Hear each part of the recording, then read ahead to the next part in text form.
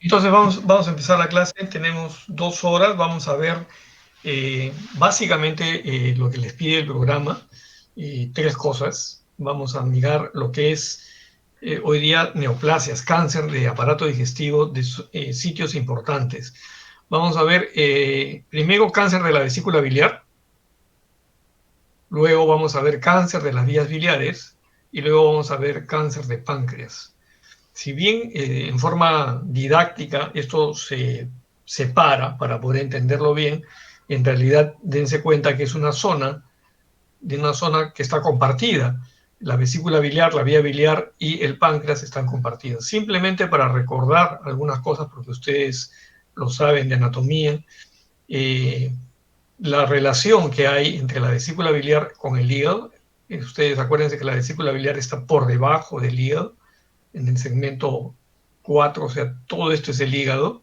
Abajo está la vesícula biliar, que es nada más que una bolsita donde se acumula la bilis, que es la bilis proveniente del hígado. O sea, la bilis se produce en el hígado, no en la vesícula biliar.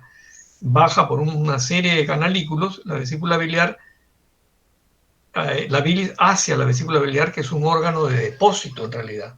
Uno puede vivir sin vesícula, como ustedes saben, mucha gente es operada de la vesícula, y sigue viviendo porque la bilis se sigue produciendo en el hígado y desciende por los conductos biliares. En forma fisiológica se acumula, se concentra la bilis, baja por el cístico y de ahí desciende hacia el colédoco que pasa a través del páncreas, miren la relación que hay con el páncreas, saca la bilis hacia el duodeno. Al mismo tiempo, el páncreas, que tiene una función exocrina, que es producir enzimas digestivas, produce enzimas digestivas que salen a través del conducto de Wilson hacia el duodeno, enzimas de tipo pancreática. Y estos son conductos que son células cúbicas del conducto biliar. Hay conductos biliares que están dentro del hígado.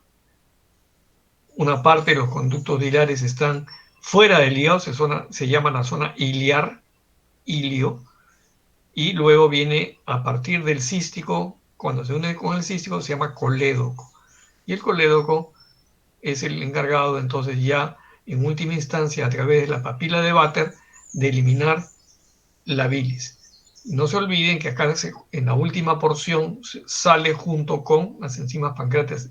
Este es un cañito que se comparte para la bilis y la, eh, se comparte para la salida de las secreciones pancreáticas que son enzimas. ¿Ok? Eso es un recordar y simplemente de lo que es la anatomía de esta zona, que es una anatomía compleja. Está la mayor parte del páncreas en la zona retroperitoneal, la vesícula y parte del duodeno es la zona anterior, o sea, la cavidad abdominal, y en la zona retroperitoneal, acuérdense ustedes, pues que está la cosas muy importantes, está la vena porta, está una rama de la aorta, la arteria hepática, hay una serie de partes nerviosas que pasan por acá y hay también linfáticos, todo esto es una intrincada. Y muchas veces, como vamos a ver, hay neoplasias de vesícula que rápidamente salpican, dan metástasis hacia el hígado, o de páncreas que dan metástasis hacia el hígado o hacia el vaso, que está muy cerca también. Entonces, vamos a ver y revisar en forma un poco sistemática lo que es, primero, el cáncer de vesícula biliar. Ok, acá tenemos una vesícula que ha sido operada, ha sido extraída, y lo que ustedes pueden ver es las paredes internas de la vesícula biliar que se han abierto, la vesícula, la bolsita se ha abierto y acá hay un tumor. Acá hay un tumor, como lo pueden ver acá.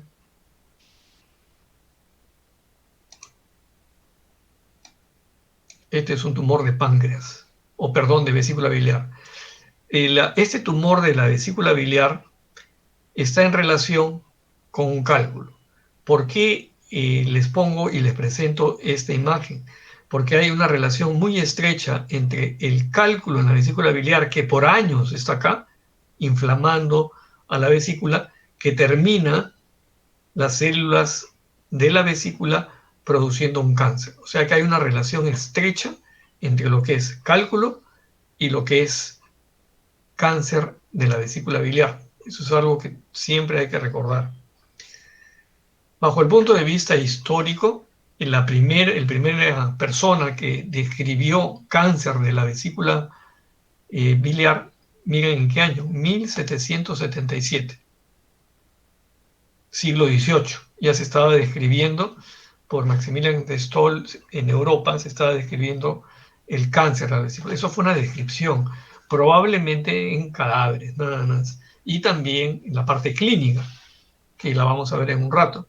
La primera resección que se hace en Europa en 1891, poquito después de que nosotros acabamos la guerra con Chile, los chilenos estábamos invadidos por ellos en el Perú, ya se hizo la primera resección.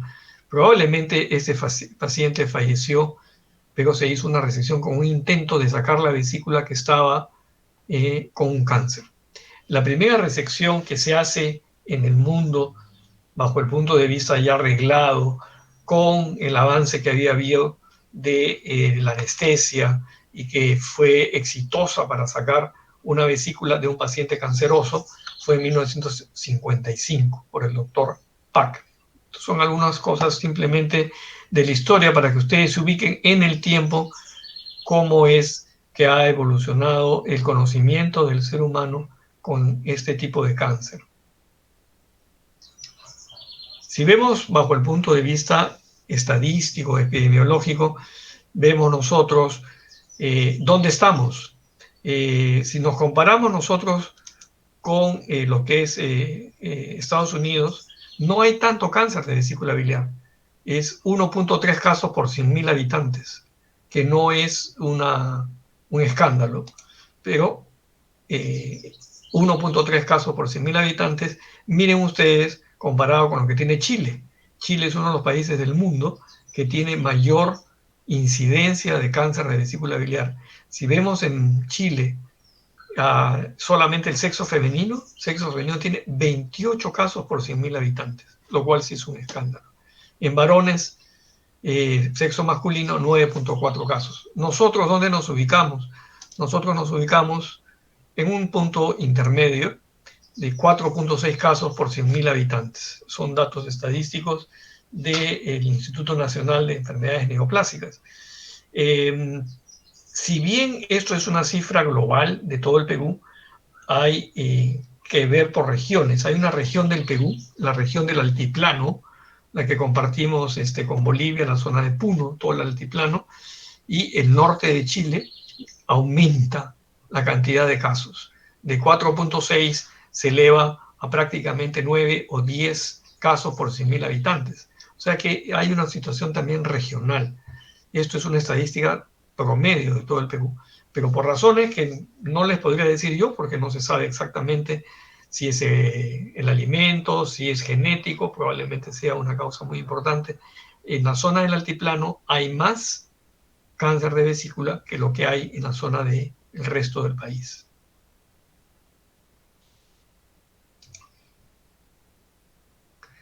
Y los factores principales, factores de riesgo que existen, entonces lo hemos señalado inicialmente, que son los cálculos en la vesícula biliar. Cálculo en la vesícula biliar, alto riesgo de tener cáncer posteriormente. No quiere decir que todos los que tienen cáncer en la vesícula biliar van a terminar con cáncer, pero si nos atenemos al tamaño de la piedra, del hito, cuanto más grande es el hito, se supone que más tiempo está en la vesícula mortificando las paredes internas y por lo tanto el riesgo relativo es mayor. Si nosotros tenemos un tamaño de una piedra no mayor de 3 centímetros, el riesgo relativo es entre 2 y 4. Mientras que si tenemos cálculos que están por encima de los 3 centímetros, quiere decir que esa piedra tiene 15 o 20 años mortificando la vesícula, el riesgo prácticamente se triplica de tener cálculos en la vesícula. Y para cuestiones de tipo mnemotécnica, ustedes tienen que acordarse que el riesgo de tener cálculos en la vesícula es igual al riesgo de tener un cáncer, y son las 4 Fs. ¿Se acuerdan ustedes de las 4 Fs cuáles son? ¿Quién no? Forti, femenino, FAT, que era de paciente obeso, Y y fertility, que es ok, paciente muy bien. multíparo. Son las 4 Fs que ustedes tienen que recordar que están relacionadas con la posibilidad de tener cálculos, o sea, sexo femenino. Quiere decir que las mujeres tienen más posibilidades de tener cálculos que los varones en una relación de 4-1. Y al tener más tiempo cálculos en la vesícula biliar, por lo tanto, el cáncer de vesícula biliar se va a ver más en mujeres. La otra F es, como dice su compañero, que son personas que están alrededor, mujeres, que están alrededor de los 40 años. Fortis, que viene del inglés, es 40 años. Son, por lo general, también pacientes que tienen obesidad, que tienen un índice de masa corporal por encima de lo normal. Probablemente eso muy relacionado con la ingesta de comidas de carbohidratos y grasas. Y mujeres que han estado embarazadas 3, 4, 5 veces. Ustedes saben que en algunas zonas y regiones del Perú, a veces la fertilidad o las gestas que hacen muchas mujeres son a veces de 4, 6, 8 hijos. Bueno, tienen más riesgo de tener cálculos por cuestiones de colesterol, sobre todo durante las épocas del embarazo, aumentan la concentración de colesterol, y por lo tanto, al tener cálculos en la vesícula biliar, también aumenta el riesgo de tener cáncer en la vesícula biliar. Existen otros riesgos que no son contundentes, pero sí se ve estadísticamente que la gente que come más cantidad de carbohidratos y poca fibra, o sea, gente que come poca verdura, poca fruta, por razones sociales o por razones económicas, tiene más posibilidades de tener cálculos en la vesícula biliar. Y eso es algo que ustedes, como futuros médicos, que tienen que tener en cuenta, conocer cosas elementales de la alimentación, porque ustedes van a ser consejeros de sus pacientes o de su comunidad el día de mañana. Muchas de las enfermedades que se ven en aparato digestivo y en general están por lo mal que se come. Se come muchísima cantidad de carbohidratos, y hoy en día hemos copiado muchos modelos de países desarrollados, la comida rápida, llena de carbohidratos, llena de dulces, con alta cantidad de sal, y eso indudablemente tiene una influencia sobre la dieta, sobre todo el aparato digestivo y en particular en la vesícula biliar. Luego, otro riesgo que hay que tener en cuenta y ustedes tienen que conocer es que haya pólipos en la vesícula biliar. Los pólipos son desarrollos de la mucosa que desarrolla una especie como si fuera un lunar. O sea, es el mismo tejido hiperplásico. O sea que crece, y a veces crece como un honguito, a veces crece como un lunar, y el riesgo de tener cáncer es un riesgo, pero, cuando el pólipo mide más de 1 centímetro. Los pólipos menores de 1 centímetro, bajo el punto de vista estadístico, no tienen riesgo, son solamente hiperplásicos, son crecimientos nada más. Entonces, ¿esto qué quiere decir? Que si alguien el día de mañana se acerca a ustedes, un familiar, el vecino, un paciente, cuando ya son médicos, y se acerca con su ecografía, donde ustedes y le dicen, tengo una ecografía que me ha salido un pólipo y me han dicho que me va a dar cáncer. ¿Cuánto mide el pólipo? 3 milímetros. Entonces, no la manden a operar a esa paciente. No hay ninguna necesidad.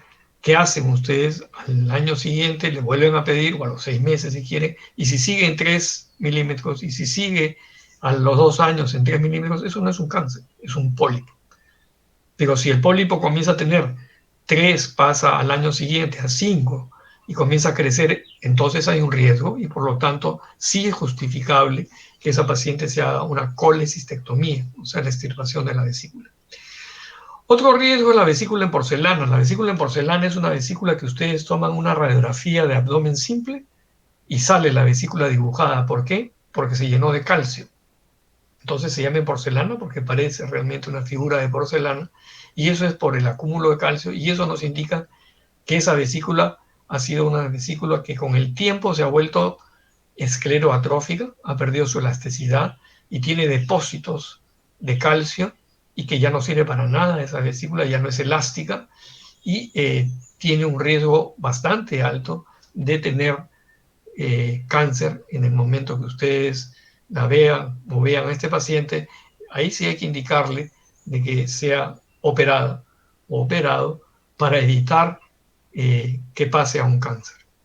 También hay anomalías del canal común, sobre todo que ustedes lo van a ver cuando hagan cirugía, los famosos quistes de colédoco. En el colédoco se forman quistes y hay toda una clasificación de un fulano que se llama Todani, lo van a aprender en cirugía, Todani 1, Todani 2, Todani 3, Todani 4, son quistes que pueden estar en alguna parte del colédoco y estos quistes condicionan que haya mucho reflujo de secreción pancreática hacia la vesícula biliar y hacia la vía biliar. Entonces aumentan en estos pacientes la posibilidad de tener cáncer de la vía biliar y cáncer de la vesícula biliar por la mortificación constante que hay del reflujo pancreático, de las enzimas pancreáticas sobre la vía biliar y sobre la vesícula biliar. Se ha hablado durante algún tiempo de la infección crónica con salmonela en los pacientes que han tenido salmonelosis, que han tenido tifoidea, se han sido tratados, pasó la fiebre, salió la salmonela de la sangre, pero según algunas publicaciones, esta salmonela tiende a alojarse en la vesícula biliar y estar escondida ahí, no sale hacia la sangre, pero sí mortificando a la mucosa y hay algunos reportes, sobre todo reportes en la India, que tiene mucha tifoidea, que hay una relación de cáncer. Acá en el Perú se han hecho algunos estudios, nunca han sido estudios muy contundentes y además la tifoidea cada vez se ve menos. Tal vez ustedes tengan que desarrollarse a veces en alguna zona alejada de la capital y de repente ven tifoidea. En Lima vemos cada vez menos tifoidea, probablemente porque han cambiado un poco las costumbres. Sin embargo, hay que estar atento que un paciente que ha hecho salmonelosis no desarrolle en algún momento alguna dolor vesicular o una inflamación de la vesícula y si se hace un cultivo de repente se encuentra que la salmonela está ahí y es recomendable mejor sacar la vesícula biliar si es que no se va a poder combatir ese germen que es muy difícil cuando se aloja dentro de la vesícula biliar. ¿Cuál es el cuadro clínico que van a encontrar ustedes en un paciente que tiene cáncer de la vesícula? No hay síntomas específicos, porque no existe tal síntoma igual a cáncer de vesícula, sino existen síndromes de acuerdo a que el paciente tiene piedras. Como el paciente tiene piedras dentro de la vesícula, va a ser una colecistitis aguda o una colecistitis crónica, que son con dolor, con tipo mal llamado cólico en el cuadrante superior derecho, irradiado hacia el hombro o hacia la espalda, pero más que todo son manifestaciones del cálculo. Ya cuando avanza el cáncer y tapa la vía biliar, entonces ya puede haber síndrome como una ictericia obstructiva, porque se tapa el cístico, se tapa el colédoco y el paciente se vuelve ictérico y eso puede ser indicio de un cáncer de vesícula, de un cáncer de la vía biliar o de un cáncer del páncreas, como vamos a ver más adelante. Pueden haber hallazgos clínicos que están por fuera de la vía biliar. Puede definitivamente un paciente que tiene un cáncer, un tumor de la vesícula y que está avanzado, este paciente hace un síndrome general. Es un paciente que comienza a tener falta de apetito, se adelgaza rápidamente, es un paciente que se le ve mal, es un paciente que si le piden una prueba de hemoglobina probablemente esté algo baja, hay algo de anemia, no come bien el paciente y eso los lleva a pensar que hay un síndrome general o un síndrome tumoral, o sea, es alguien que está enfermo. Y eso puede ser uno de los síndromes que acompañan a todo cáncer y en especial al cáncer de la vesícula biliar. Las complicaciones locales, a veces el cáncer se fistuliza y puede fistulizarse hacia el duodeno, puede fistulizarse hacia el colon, haber sobreinfecciones, también son complicaciones que pueden estar dentro del cuadro clínico. Y puede haber manifestaciones benignas fuera de la vía biliar, como puede haber una hemorragia digestiva, porque el tumor sangra, sale la sangre junto con la bilis hacia el duodeno y tener una hematemesis el paciente, o puede tener melena. Puede haber también obstrucción intestinal, puede haber ascitis, sobre todo en los estadios más avanzados del cáncer de vesícula.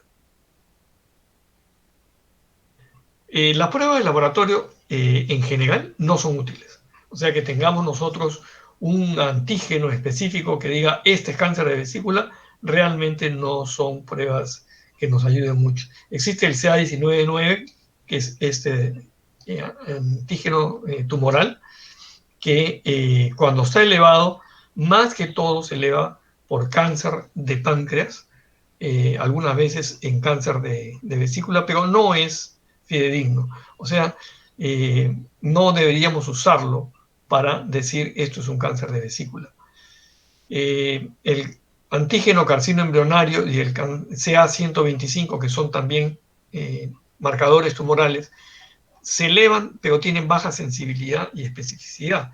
Quiere decir que si están elevados, no significa que sea necesariamente cáncer de vesícula, porque hay algunas otras entidades benignas y malignas que lo elevan. O sea, no es específico y muchas veces hay una gran cantidad de falsos negativos.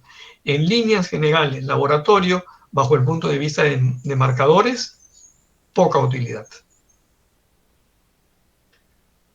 Sí nos ayuda tremendamente las imágenes. Las imágenes hoy en día tienen ustedes la suerte de contar con imágenes, ya sea ecografía, tomografía, resonancia, ecoendoscopía, que pueden ayudarnos en diagnosticar mejor cánceres de todo el aparato digestivo.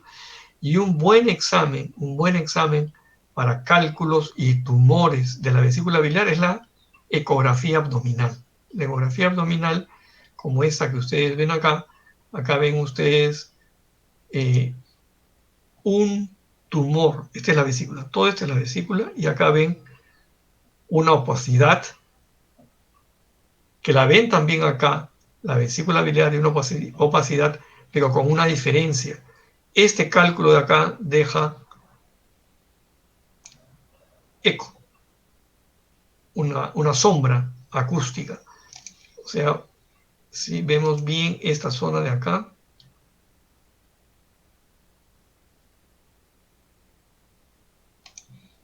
esta zona de acá es la zona de eco, porque viene el eco desde la barriga, desde la piel, cae sobre el cálculo, se puede ver el cálculo, pero deja una sombra acústica. Todo esto es la sombra acústica.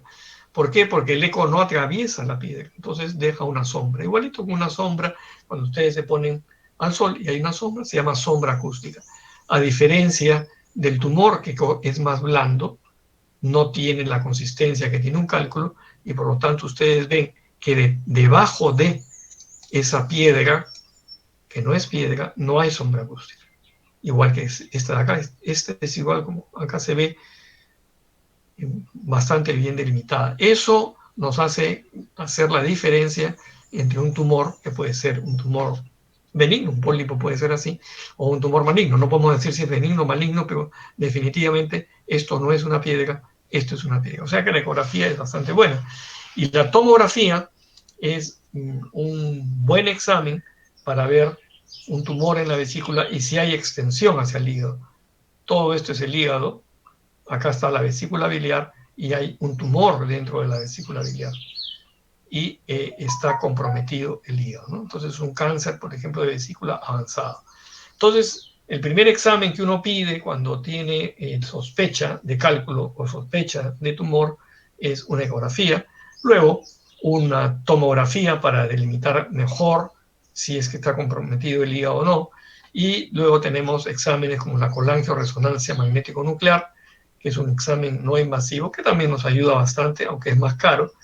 La colangiopancreato retrógrada endoscópica, que es la CEPRE, y la CTPH, que es la punción del hígado para llegar a la vía biliar, no son diagnósticas, más que todo se usan cuando hay que hacer terapéutica, pero son exámenes invasivos. Entonces, uno siempre en medicina comienza por exámenes no invasivos. Y la que nos va a ayudar más es la ecografía y la tomografía. Pueden pedir una tomografía de frente también si sospechan de que es un tumor de la vesícula o de la vía biliar o del páncreas, sin pedir ecografía. Pero si ustedes sospechan que hay un cálculo, el mejor examen para cálculo, y también se puede ver tumor, es la ecografía. Además está en todas partes, no es cara, no es invasiva, se hace rápido y está en todas las clínicas y hospitales, tienen ecografistas y ecógrafos. Entonces ustedes me preguntarán cuál es la forma de prevenir el cáncer de la vesícula biliar. Bueno, en primer lugar, comer sano. Comer sano, no abusar de los carbohidratos y las grasas, comer fibra, verduras, ensaladas, frutas diversas, es parte de una buena alimentación. Hacer ejercicio es parte de un régimen higiénico y dietético. Todo esto puede prevenir no solamente cáncer de vesícula, sino los diferentes tipos de cánceres. Es una forma donde uno al alimentarse no se hace daño, ¿no? Y de todas maneras, cuando uno tiene personas o pacientes que tienen cáncer, tienen cálculos en la vesícula, tienen ustedes que tomar en cuenta que si los cálculos, sobre todo si son grandes, así no le moleste al paciente y lo tiene tiempo, es preferible aconsejar al paciente, sobre todo si es un paciente que vive, por ejemplo, en la zona sur del Perú, en el altiplano, que es preferible que se opere, que se saque la vesícula, por el riesgo que en algún momento desarrolle un cáncer, ¿no? Ustedes ven acá un paciente de 45 años, mujer, con cálculos, que se opera apenas se le diagnostica a los 45 años, tiene un riesgo más bajo que si se le deja el cálculo, llega a los 65 años, 20 años después, el riesgo de tener y mantener ese cálculo sin operarse va subiendo. No es, como les decía, en el Perú tan escandaloso como lo es en Chile, pero hay un riesgo. Es algo que tienen que sopesar, es algo que ustedes tienen que hablar y conversar con su paciente si le encuentran un cálculo y no tienen síntomas. Porque si un paciente le encuentran cálculo y tiene síntomas, o sea, dolor, tiene que operarse. Pero si un paciente es un hallazgo y se le encuentra cálculos y no tiene ningún síntoma, conversar la posibilidad de que mejor se opere. Quizás es mejor operar a un paciente a los 45 años que operar a un paciente que está de más edad. Una paciente de 70 años tiene más riesgo quirúrgico. Entonces, pero hay que conversarlo con el paciente, hay que explicarle que se le va a sacar la vesícula biliar por el cálculo, por el riesgo que tiene, aunque no tenga síntomas. A veces es difícil conversar con la gente, porque nadie quiere operarse si no tiene dolor. Diferente si tiene dolor, sí. El pronóstico de un cáncer de la vesícula no es bueno. Ustedes han visto anatómicamente, está tan cerca está empotrado en el hígado, está cerca del páncreas, está cerca a la vía biliar definitivamente, y hay una serie de elementos vasculares y linfáticos que una vez que se establece el cáncer, pasa a la serosa, o sea, atraviesa toda la pared, hace metástasis rápidamente. Por lo tanto, un cáncer de vesícula biliar, la supervivencia global a los 5 años es menor del 5%. Y cuando una vez diagnosticado un cáncer avanzado, me refiero a un cáncer avanzado, el pronóstico es de 6 meses de sobrevida en ese paciente, hagan lo que hagan, quimioterapia, radioterapia, es bajo la supervivencia. Tal vez si se opera a tiempo un cáncer que está limitado a la mucosa, no ha llegado a la serosa, no ha hecho metástasis, tenga mucho mejor eh, sobrevivencia de estos pacientes. Por lo tanto, las cirugías radicales que se hacen cuando ya tomó la serosa, es sacar hasta un pedazo de hígado, sacar todos los ganglios, mejora la supervivencia, ya no a 5%, sino puede llegar hasta 20%. Ha mejorado mucho las técnicas quirúrgicas y el cáncer ya avanzado de vesícula puede tener un mejor pronóstico si se opera. ¿Cuál es el futuro? El futuro es el tratamiento probablemente de aquí a unos años. Ya se está usando en algunos casos el tratamiento biológico, estimulando las defensas naturales, como en lugar de dar tanta quimioterapia, se da biológico, prolonga la vida del paciente. Está en forma experimental también haciéndose el tratamiento genético, que es introducción de material genético en las células cancerosas. ¿No? Ahora que está tan de moda esto del ARN y del DNA y todo, yo creo que esta pandemia, si algo de bueno ha traído, es que se conoce mucho mejor la parte genética, el genoma, y tal vez se utilice como tratamiento más generalizado para muchos tipos de cánceres, en lugar de la quimioterapia, la introducción de genes o ver la forma de alterar los genes del cáncer. Es algo para estos años y el futuro. Y también es cierto que ha mejorado la quimioterapia. La quimioterapia de hace 30 años, un paciente tenía quimioterapia y era muy, muy tóxica y poco efectiva. Hoy en día es menos tóxica sin dejar de ser tóxica y un poco más efectiva. También la radioterapia ha mejorado, sobre todo en forma para casos paliativos. En resumen, entonces, la incidencia del cáncer de la vesícula biliar va a variar de acuerdo a la región en el mundo y en nuestro país. Los cálculos y pólipos en la vesícula biliar son un factor de riesgo importante, teniendo en cuenta que los pólipos, cuando son mayores de 1 centímetro, son los que hay que sacarlos o a toda la vesícula, hacerse operar. El cáncer de la vesícula biliar es agresivo, no tiene síntomas específicos y muchas veces es un hallazgo ecográfico o quirúrgico. Así sucede. Alguien se hace una ecografía porque le duele la barriga y encuentran que hay un pólipo o encuentran que hay un cáncer, o pacientes que se sacan la vesícula porque tienen cálculos y se encuentran que en la mucosa había ya el comienzo de un cáncer. Son los más afortunados, pacientes que se sacan la vesícula por los cálculos y cuando se mapea, cuando se hacen los cortes, se encuentra que ya estaba comenzando un cáncer. Ese paciente tiene 100% de curación. Así se han hecho varios estudios de pacientes que se han operado de la vesícula biliar por cálculos, simplemente por cálculos, no se veía nada más y tenían cánceres incipientes.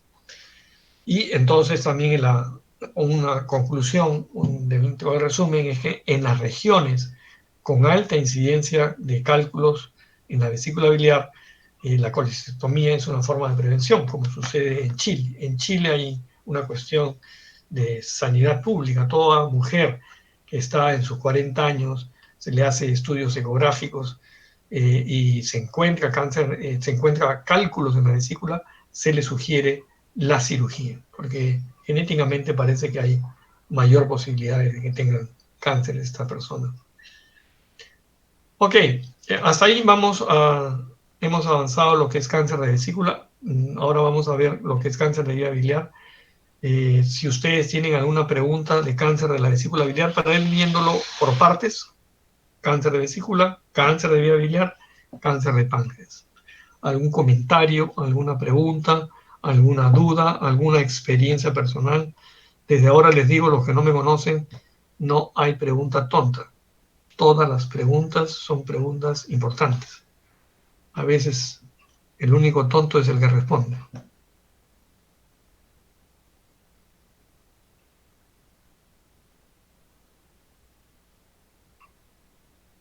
Doctor, una consulta. En su presentación mencionó de que en este caso los marcadores de tumorales no eran tan, o sea, el peso para el diagnóstico no es tanto en comparación a las imágenes. Ajá. Entonces, lo primero que se recomendaría ante la sospecha es sí o sí una eco. Lo primero que se recomendaría, me dice, sería un eco, sí, es Ajá. correcto.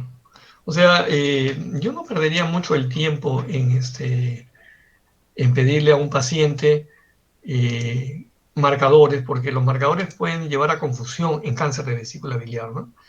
Si uno sospecha, eh, si uno sospecha un cáncer de vesícula biliar porque tiene el paciente baja de peso, porque ha tenido litiasis, lo primero que se pediría sería una ecografía. Sí, es correcto.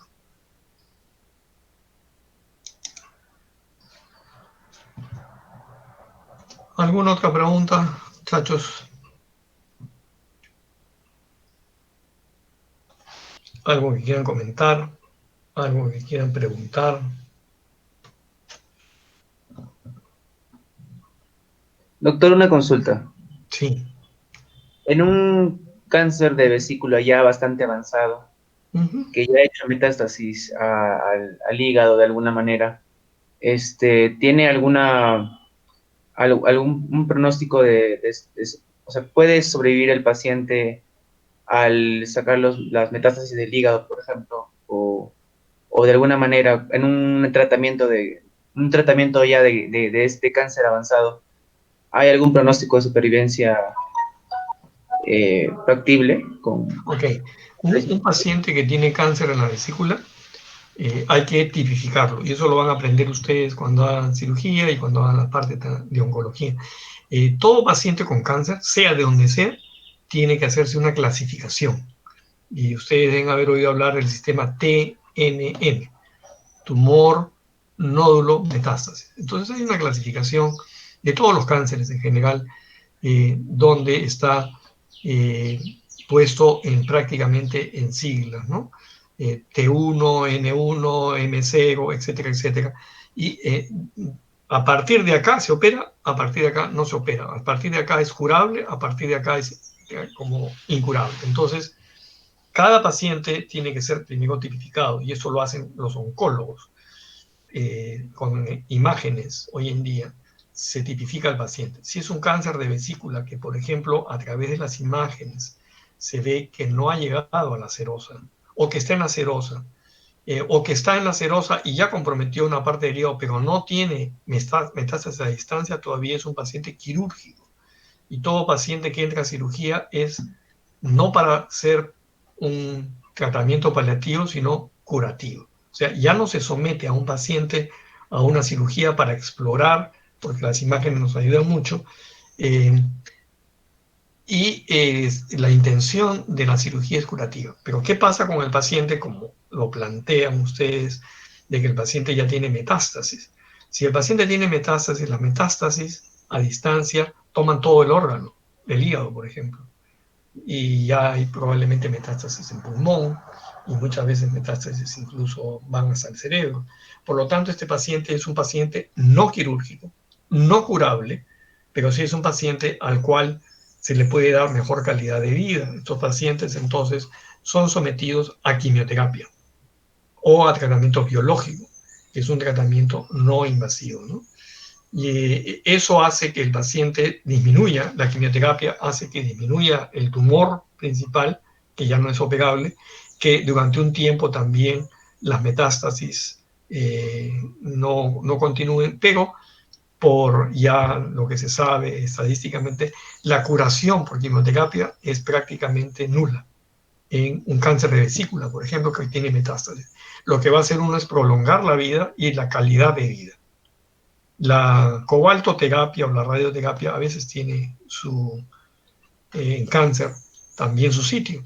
Ustedes han oído hablar, por ejemplo, del cáncer de mama. Se opera la mama y luego se da quimioterapia y se da cobaltoterapia para tratar de contener, ¿no?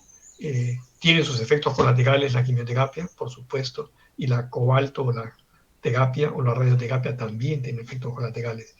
Entonces ahí es donde hay que hacer el balance entre lo que uno quiere hacer, si ya no va a poder curar al paciente, hacerlo algo paliativo, pero algo paliativo que también no haya encarnizamiento sobre el paciente, ¿no? El encarnizamiento significa que ustedes lo atraviesan por acá, sonda por allá, sonda por el otro lado, quimioterapia, y el paciente es prácticamente un cadáver y lo siguen ustedes martirizando muchas veces. Y eso es algo muy discutible, esto es parte de la ética, donde a veces el médico tiene que decir, bueno, hasta que no más. Y uno tiene que limitarse a veces a calmar el dolor del paciente y a confortar al paciente. Es la misión del médico. El médico no siempre cura. En realidad el médico cura poco, pero el médico siempre alivia. Casi siempre puede aliviar el dolor, darle comodidad al paciente y siempre el paciente tiene que ver por el paciente bajo el punto de vista psicológico y todo. Entonces el médico juega un rol dentro de estas enfermedades tan desgraciadas que son los cánceres, donde si se puede curar, hay que curar. Si se puede aliviar, hay que aliviar siempre. Si se puede consolar, siempre. Esa es la misión del médico. ¿Ok? ¿Alguna otra pregunta?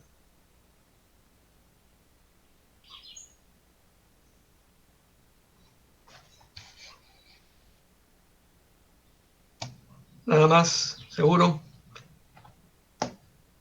Ok, entonces continuamos con vías biliares. Vías biliares es una cosa rapidita, después si quieren podemos preguntar algo sobre vías biliares para entrar a páncreas, porque de lo que vamos a ver nosotros en esta mañana, lo más preocupante y lo que probablemente sea más frecuente es cáncer de páncreas, que lo vamos a ver al final. Lo menos frecuente en nuestro medio es cáncer de vesícula. Si comparan, hay más gente con cáncer de páncreas que con cáncer de vesícula. Y cáncer de vías biliares es un punto intermedio, ¿no? Entonces vamos a ver lo que es cáncer de vías biliares.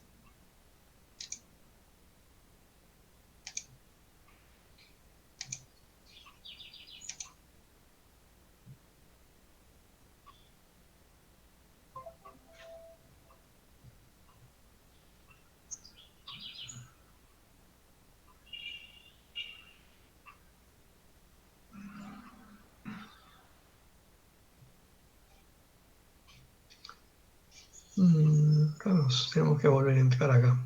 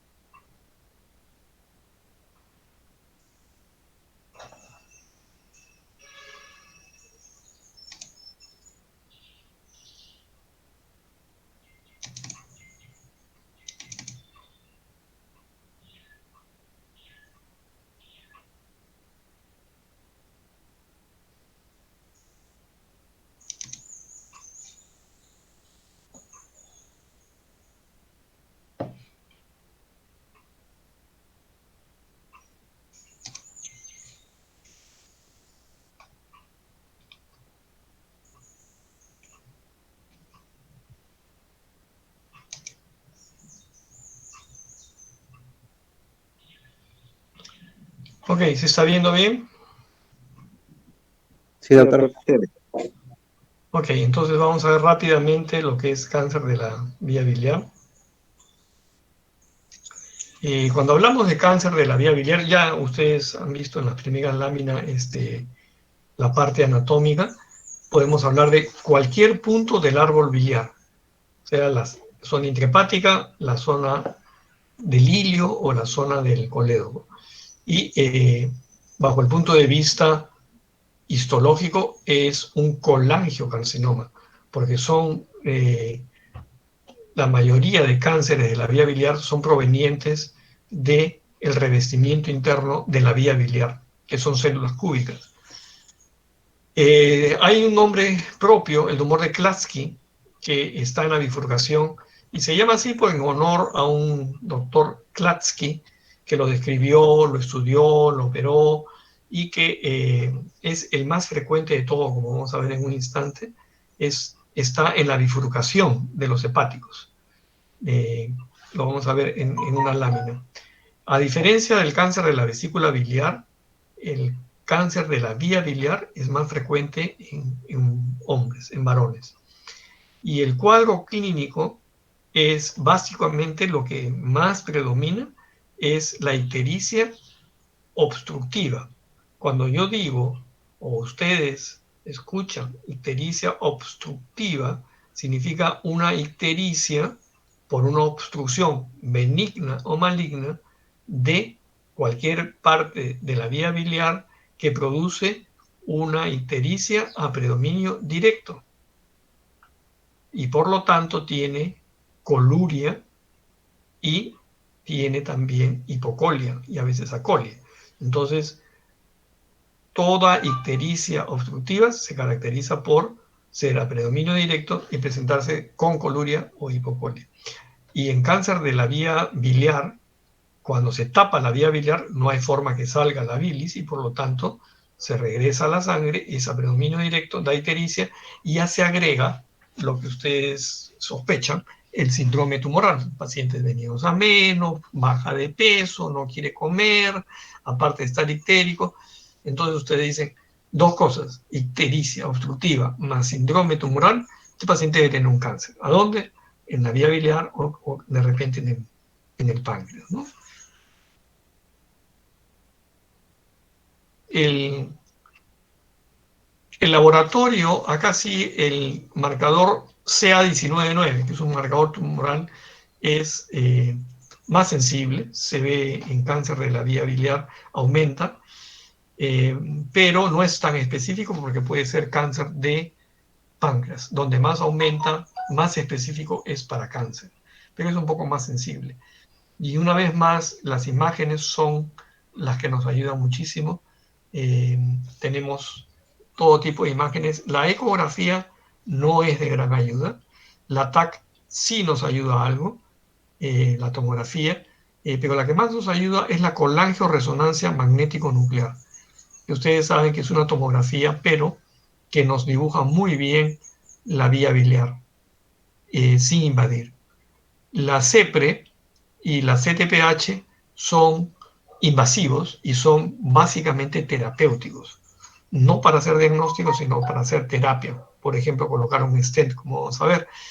Y actualmente tenemos la ecoendoscopía. La ecoendoscopía es un endoscopio que además de endoscopio tiene un ecógrafo en la parte de la punta del endoscopio y vamos a poder ponernos en el duodeno, por ejemplo, y vamos a poder hacer una ecografía de la vía biliar o del páncreas desde adentro, ya no por encima de la piel del abdomen del paciente, sino desde adentro. Eso se llama ecoendoscopía, es una cosa bastante moderna y que nos ayuda muchísimo. Además, desde ahí se puede sacar agujas, pinzas de biopsia para poder tomar muestras de biopsia para saber si la ictericia obstructiva, por ejemplo, es por una estenosis benigna o maligna de la vía biliar.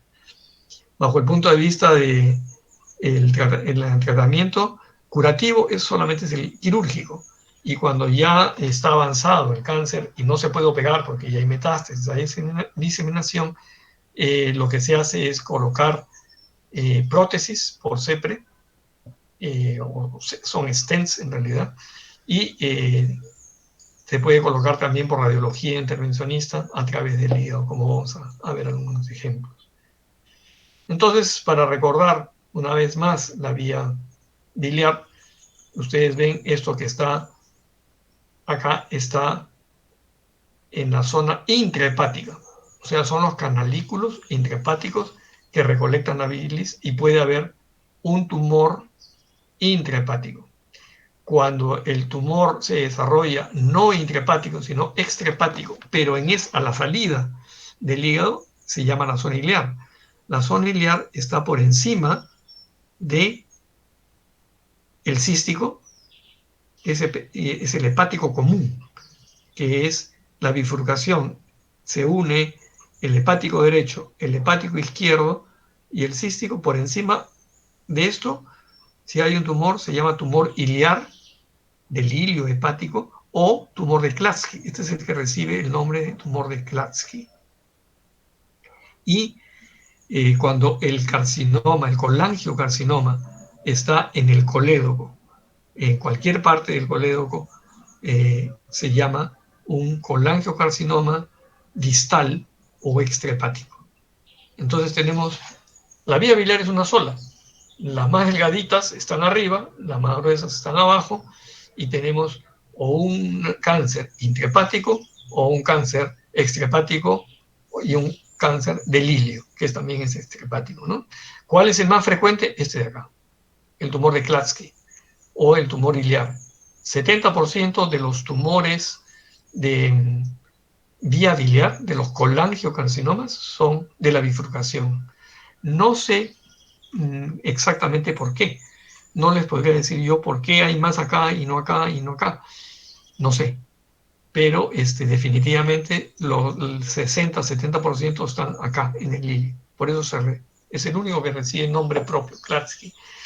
Luego, más o menos el 15% de los tumores de colangiocarcinomas son distales, o sea, extrahepáticos, y son del colédoco. Casi siempre del colédoco distal.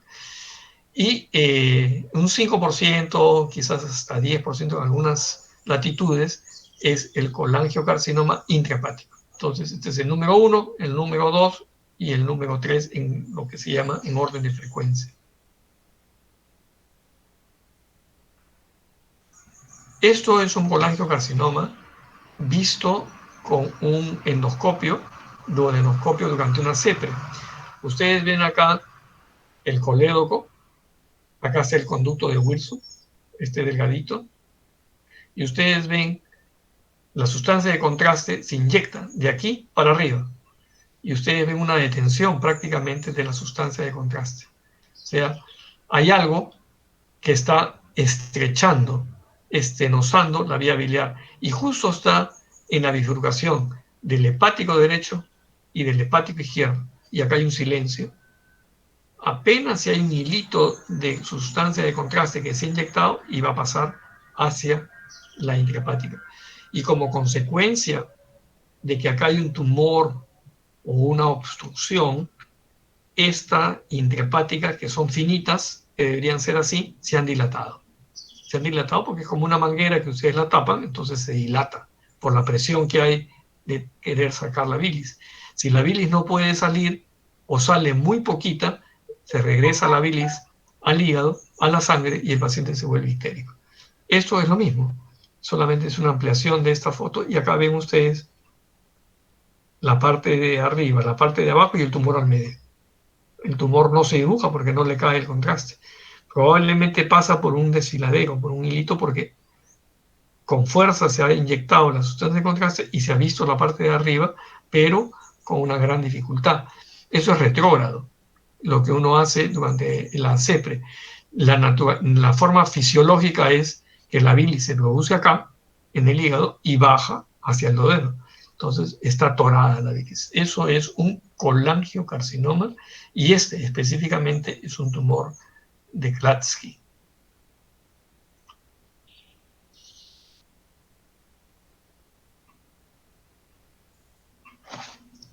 Entonces, tenemos nosotros el cáncer de la vía biliar con cómo se diagnostica y cómo se puede hacer el diagnóstico, más que todo con imágenes.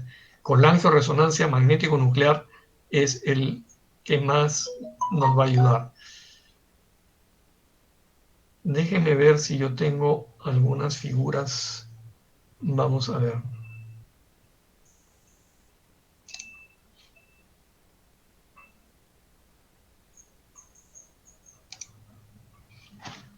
Ok, eso es el árbol biliar. ¿Lo ven?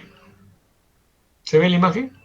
Sí, doctor, sí se ve. Ok, entonces este es el hígado, y el colangiocarcinoma, según su ubicación, está acá, intrahepático, en esta zona dentro del hígado. El tumor iliar, cuando está en la bifurcación, ya está fuera del hígado, pero apenas se está bifurcando el derecho y el izquierdo, y el tumor se localiza acá. Y este es el distal, cualquier parte del cístico para abajo. El más frecuente es el tumor de Klatskin, 60%, que se llama entonces tumor periliar o de Klatskin. El intrahepático es el que 10%, y el extrahepático o el tumor distal de colédoco 20%, ¿no? Entonces, número 1, número 2 Y número 3, si hablamos de frecuencia. Tenemos la formación del tumor es ya sea en forma de masa que tapa a la vía biliar o alrededor en forma periductal o intraductal. Son las formas como las células cancerosas van tapando a la vía biliar. La vía biliar, por ejemplo, el colédoco mide 7 milímetros de diámetro. Entonces, conforme van creciendo las células cancerosas, va a llegar el momento en que va a tapar por completo a la vía biliar. Bajo el punto de vista histológico, es un adenocarcinoma. Si ustedes miran el mapa en vía biliar, esta zona, por ejemplo, de Estados Unidos y Canadá del norte, tiene poca incidencia de cáncer de la vía biliar. No es tan frecuente, así como no es tan frecuente de vesícula biliar. En cambio, si miran ustedes la zona de Asia, Japón, Vietnam, Hong Kong, China, Corea del Sur, Singapur, tienen alta incidencia de cáncer de la vía biliar. En Europa no hay mucho cáncer de vía biliar, y en la zona de África y en la zona del Perú no se tienen buenas estadísticas, pero nosotros no tenemos tanto como Asia, pero tenemos un poco más que lo que tiene Norteamérica y Estados Unidos y Canadá y Australia. Ok, acá hay algunos factores de riesgo. Para ustedes lo más importante es a veces la relación que hay entre alcohol, tabaco y cáncer de páncreas, cáncer de vía biliar. Enfermedad de Caroli es una enfermedad donde hay lo que yo les decía, quistes en el colédoco. Es un quiste de colédoco, así que como el colédoco es finito, se ha hecho un quiste. Eso es un riesgo. Puede haber también otro tipo de quiste que se forma en el colédoco, también tiene riesgo, ¿no? Entonces, una clasificación de los quistes. La enfermedad de Caroli es cuando hay quistes intrahepáticos y quistes extrahepáticos. Las manifestaciones clínicas, muchas veces el diagnóstico se hace en forma incidental. Solamente el 25% de los pacientes que tienen ya un diagnóstico van a ser resecables, y los síntomas ocurren desgraciadamente en etapa avanzada, siendo lo principal la ictericia. La ictericia es lo principal, pero también hay el síndrome general: dolor abdominal, malestar general, síndrome consuntivo, sudoración nocturna, hiporexia, fatiga, que son comunes para todos los cánceres, la gran mayoría de cáncer. ¿Ok? Y muchas veces se presenta la ictericia indolora. O sea, es una ictericia donde el paciente no tiene dolor, sobre todo en los distales y en el tumor de Klatsky. En los intrahepáticos sí hay un poco más de dolor abdominal, pero en lo que es el tumor de Klatsky y el tumor distal, el paciente muchas veces, la ictericia es lo primero que se presenta. Es una ictericia donde el paciente dice, no he tenido dolor, y está amarillo el paciente. Y estos pacientes, cuando se les diagnostica, casi siempre son etapas avanzadas del colangiocarcinoma. Y hemos visto lo que es el diagnóstico. La tomografía nos ayuda muchísimo en ver tumores dentro de la vía biliar. Estos están dentro del hígado, son tumores de la vía biliar. Acá se puede ver el tumor en una de estas resonancias. Esta es una resonancia donde se ve muy bien la vía biliar y se ve el tumor, la detención del contraste en esta zona. Esta es una tomografía donde se ve también el tumor. Y el tratamiento es quirúrgico, y luego el tratamiento de trasplante no ha dado buen resultado. Cambiar todo el hígado, además lo costosísimo y lo poco que se hace. Estos son los stents paliativos que se colocan para la vía biliar. Cuando está obstruida totalmente, se pone estos tubitos que miden 7, 8, 9 o 10 milímetros de diámetro y diferentes tamaños, y se colocan dentro de la vía biliar para que el paciente, que no va a ser operado porque es inoperable, al menos drene la bilis hacia afuera, de tal forma que el paciente no tenga esa desagradable ictericia que da prurito. Prurito de estos pacientes es muy desagradable. Entonces mejora la calidad de vida. Se ponen stents plásticos como estos o stents metálicos, que son colocados dentro de la vía biliar. Esta es la vía biliar. Se coloca el stent, entra así delgadito y se va expandiendo. Se llaman así stents metálicos autoexpandibles. Son metálicos, es una malla metálica que se coloca con el endoscopio, se mete dentro de la vía biliar, bypassea la zona del tumor y el paciente entonces puede drenar la bilis con cierta facilidad durante un buen tiempo para paliar las molestias, sobre todo de ictericia del paciente. Esto que que vamos a ver es la colocación de un stent. La colocación de un stent que nos va a servir para tumores de la vía biliar y para tumores de páncreas, como vamos a ver en un ratito. Esta es la ampolla de Vater. Esto es un plástico y adentro está el stent. Acá se está viendo la vía biliar, se pasa una guía, luego se pasa el stent, que solito se arma, se expande en el momento en que uno lo deja y hace que esa obstrucción permita el pasaje de la bilis. Este es un stent de tipo plástico. No, este es un stent metálico. Este es metálico. El anterior era plástico. Se deja el metálico, miren cómo está envuelto dentro de esta manga. Está enrolladito y en el momento en que uno lo coloca y saca el plástico, se va a quedar el stent metálico, se va a expandir y va a permitir el pasaje de la bilis. Acá está el stent metálico. Este es el endoscopio. Y acá se está viendo cómo se va expandiendo el stent metálico. El problema es el costo de los stents metálicos. Cada stent metálico está entre $1.500 y $2.000, mientras que un stent plástico es mucho más barato. Está $300. Acá se está dejando ya esta es la papila que ha sido abierta.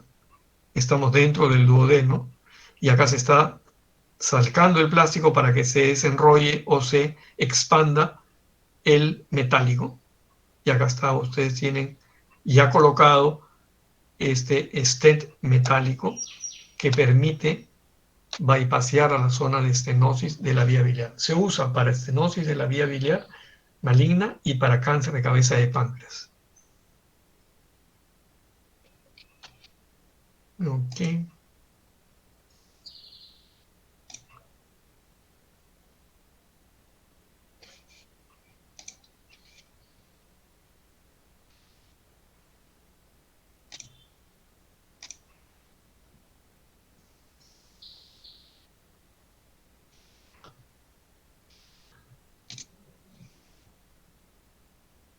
Ok, preguntas que tengan ustedes sobre cáncer de la vía biliar antes de pasar a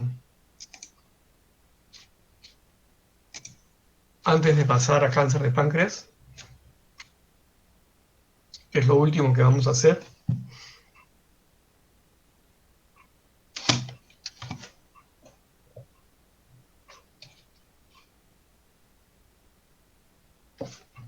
¿Ninguna pregunta? ¿Ningún comentario? ¿Ninguna inquietud?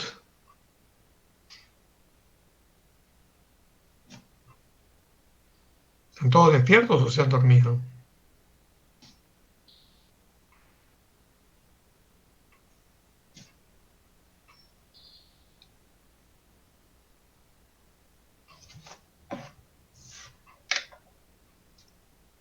Freddy,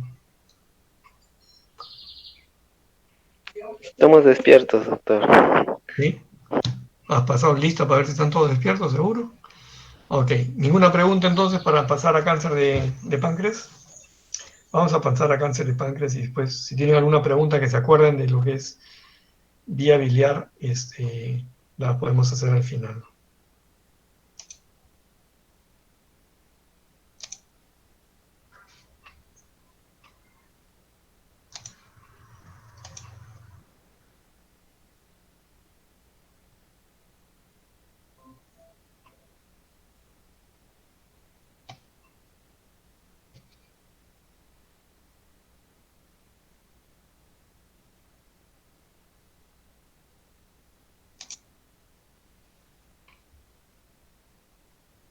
Ok, vamos a ver entonces lo que nos pide el programa, la última parte, cáncer de páncreas. Hemos visto vesícula, hemos visto vía biliar y páncreas. Es que probablemente una de las cosas más preocupantes. Simplemente para recordar un poquitín más lo que ustedes ya saben,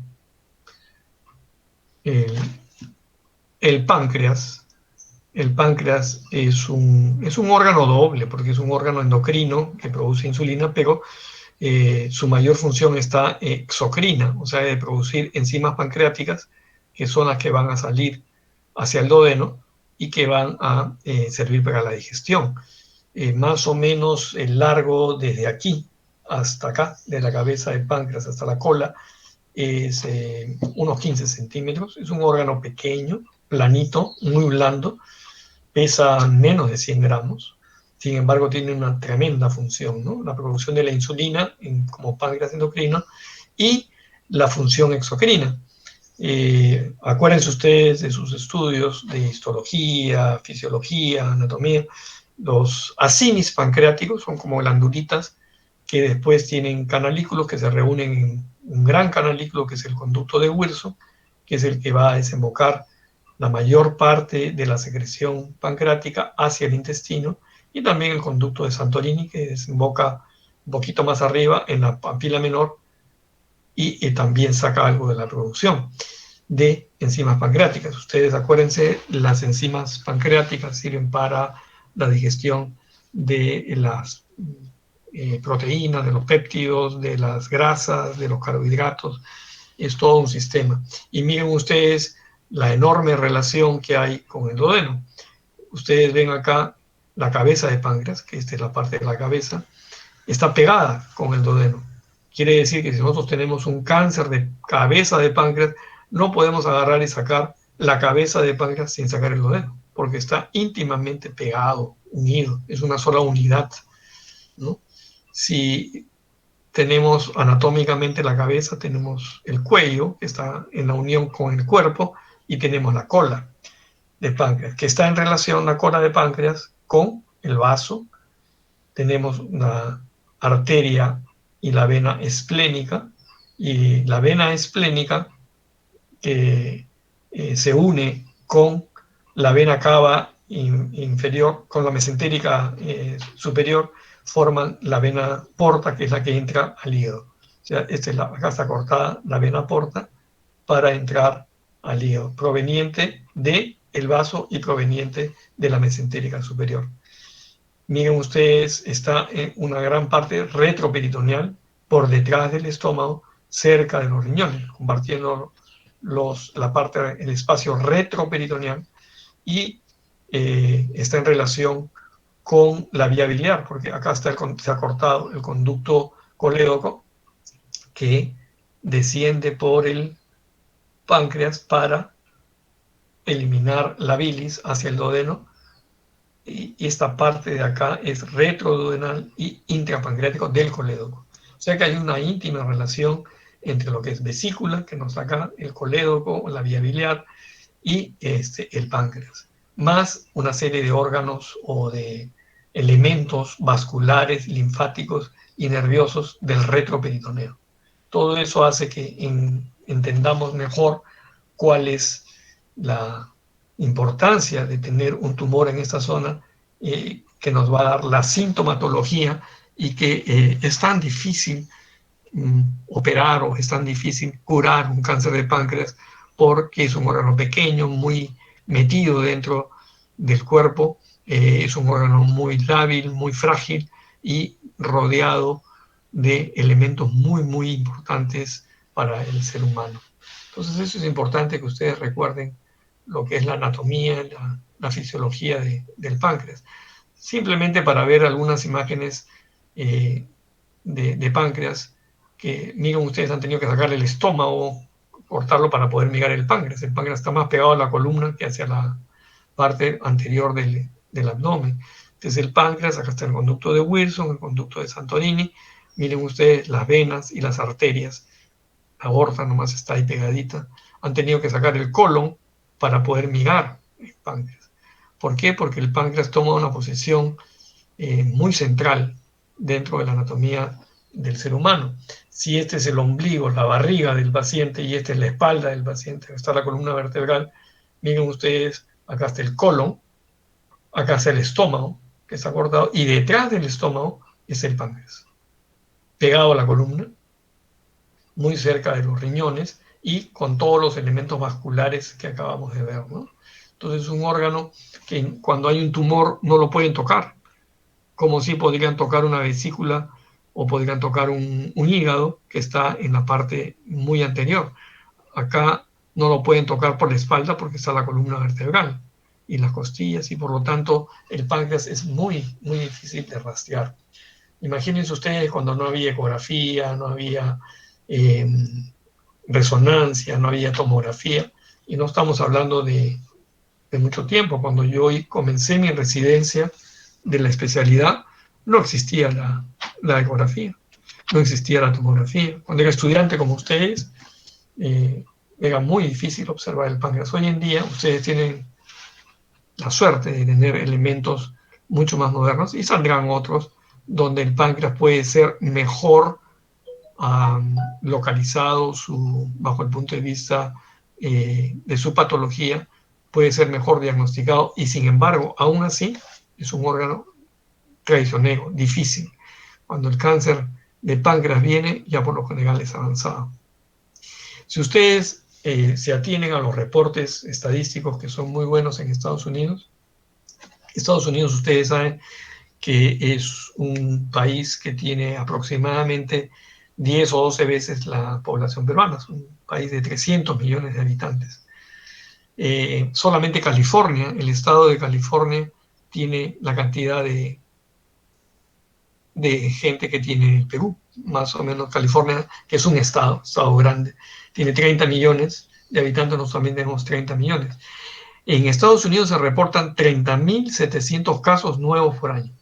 O sea, todos los años hay pacientes que se ha hecho el diagnóstico de tumor de páncreas. Y miren ustedes algo que es dramático. 30.000 fallecen antes del año. O sea, de 30.700 pacientes que tienen cáncer de páncreas, 30.000 se mueren antes del año. Para que vean lo dramático que significa el cáncer de páncreas. Es el primer lugar de causa de muerte en Estados Unidos del tracto gastrointestinal. O sea, si tomamos en cuenta nosotros todos los cánceres del tracto gastrointestinal, esófago, estómago, duodeno, intestino delgado, intestino grueso, el primero es páncreas. En nuestro medio no. En nuestro medio, el primer cáncer que tenemos de aparato digestivo, ¿cuál es? En el Perú. Cáncer gástrico. El gástrico, el cáncer de estómago, cosa que no ocurre en Estados Unidos. Ellos no tienen esa preocupación del cáncer de estómago, pero sí el cáncer de páncreas. Nosotros tenemos mucho cáncer de estómago, de repente, y probablemente por el helicobacter. Sin embargo, les voy a decir que en los últimos 20 años se ve con preocupación que se está incrementando el cáncer de páncreas en el Perú. Cada vez se diagnostican más cánceres de páncreas, cada vez se muere más gente con cánceres de páncreas. La tasa de mortalidad en nuestro país es de 1.75 por 100.000 habitantes. Eso es lo que tenemos, la tasa de mortalidad. Y en nuestro país el cáncer de páncreas está en cuarto lugar, después de cáncer de colon, cáncer de estómago, etcétera, etcétera. Pero es preocupante que esto ha ido cambiando en los últimos tiempos. Cada vez vemos más cáncer de páncreas, que no teníamos tanto, y cada vez vemos más cáncer de colon. Antes veíamos más cánceres de estómago y muy poquito de colon. Hoy en día se ve todavía más cáncer de estómago, pero está subiendo duro la tasa de cáncer de colon. Y lo que es preocupante, el cáncer de colon cada vez se ve en gente más joven. Antes veíamos cáncer de colon y de estómago en personas por encima de los 60 años. Ahora vemos cáncer de colon en personas de 35 años. Cáncer de estómago en personas de 20 años. Vemos cáncer de páncreas en personas de 40 años, lo cual es preocupante. Bajo el punto de vista de algunas generalidades, esto es decepcionante. Al momento del diagnóstico que se hace de cáncer de páncreas, el 50% ya tiene metástasis a distancia, lo cual invalida a ese paciente a que se haga una cirugía curativa. Y una vez que uno diagnostica un cáncer de páncreas que es inoperable, que ya tiene metástasis a distancia, ese paciente va a ir a quimioterapia, va a ir a oncología, pero la sobrevida en líneas generales es poca, 6 meses. Ahora con la quimioterapia un poco más moderna y la biológica, la quimioterapia biológica ha aumentado un poquito hasta el año, se hace vivir un paciente, pero es decepcionante y la calidad de vida también es difícil. Al igual que el colangiocarcinoma, es más frecuente en varones. Y el 90% de los cánceres de páncreas son del epitelio cúbico de las vías biliares, ya sea del conducto principal o de los conductos secundarios o las ramificaciones. Eso es un 90% son de tipo adenocarcinoma. Perdón, un segundito, que me están llamando.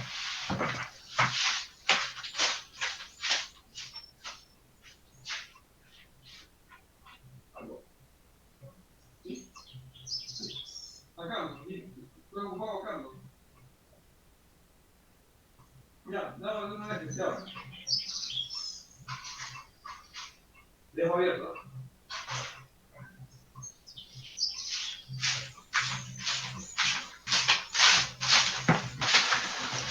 Ok, entonces estamos en el 90% de los cánceres de páncreas son de las vías biliares, o sea, del epitelio cúbico que recubre a las vías biliares. ¿Cuáles son los factores de riesgo? Factores de riesgo es haber tenido pancreatitis crónica. No hay mucha pancreatitis crónica en el Perú, pero en Estados Unidos sí hay, en Europa hay también pancreatitis crónica. Pero todo paciente con pancreatitis crónica se corre el riesgo o la incidencia de tener cáncer de páncreas. Hay lo que se llama la pancreatitis hereditaria. No es la pancreatitis hereditaria en el sentido que si el papá tuvo, es posible que tenga el hijo o el nieto, sino hay un grupo de familias donde se ha visto por una cuestión genética que toda la familia tiene cáncer de páncreas. Es un grupo que se ha estudiado mucho en los países nórdicos. Otro tumor que es benigno es un quiste que ocurre en el páncreas, el tumor papilar mucinoso. Son quistes benignos, pero que desarrollan con el tiempo el 30 o el 40% de estos pacientes van a terminar en cáncer. Hay dos tipos de quistes en el páncreas. El quiste seroso, que es una secreción o un líquido que tienen adentro muy seroso, parece saliva, y hay el quiste mucinoso. El quiste mucinoso es considerado como de alta potencialidad de cáncer, es como un moco mucho más espeso. Indudablemente los antecedentes familiares son importantes. Si un varón que ustedes interrogan, el papá tuvo cáncer de páncreas, el abuelo tuvo cáncer de páncreas, el tío tuvo cáncer de páncreas, una prima tuvo cáncer de páncreas, tiene más posibilidades. No va a tener cáncer de páncreas, no, tiene más posibilidades de tener cáncer de páncreas, probablemente por factores de tipo genético. Si ustedes en el interrogatorio de un paciente les refiere que tiene dos familiares directos, a hermano, padre, por línea materna, madre, o tíos directos, dos o más con cáncer de páncreas, ese paciente tiene más posibilidades de tener cáncer de páncreas. Luego hay una asociación fuerte entre lo que se llaman los pólipos de intestino, sobre todo de colon.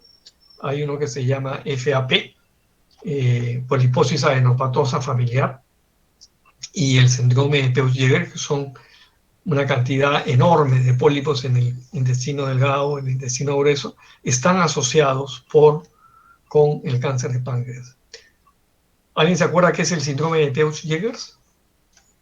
Que son pólipos, pero con algo más.